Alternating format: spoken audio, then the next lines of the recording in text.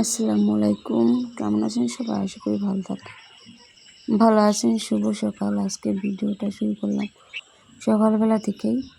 তো গাছে কিন্তু একটা কাঁঠাল পাইকে আছে, ওটার আমি পারছি। পারার পরে এই তো মানুষের সাথে প্রজাপতিও কাঁঠাল খাইতে আইছে ঘেরানে। অনেকক্ষণ যাবত কিন্তু এটা এখানে আছে।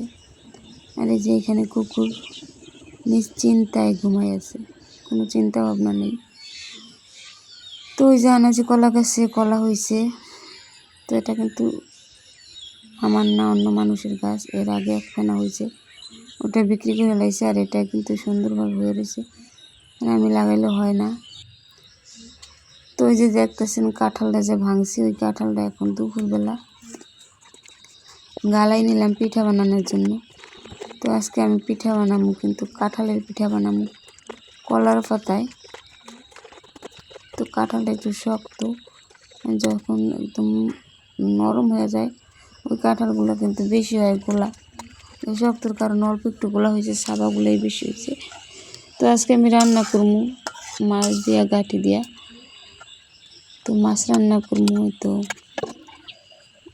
কী মাছ জানি কয়ে সঠিক জানি না। এগুলো কিন্তু ইলিশ মাছের ঘেরান আসে।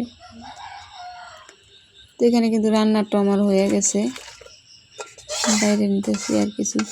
কালকে যে চিংড়ি মাছ দিয়ে করলা রান্না করছিলাম, ওই তরকারিটা আছে, ওইটাও আমি গরম করে নেব। তো আমার ভিডিওটা যদি আপনাদের ভালো লাগে, লাইক, শেয়ার, কমেন্ট করবেন আর সাবস্ক্রাইব করে দেবেন। তো মানুষের জীবন অনেক কষ্টের জীবন, সব কষ্ট দুঃখ সব কিছু এক জায়গায় করেই সংসার করার নাম জীবন। মানুষের কথা শোনা, স্বামীর কথা শোনা, কত কিছু যে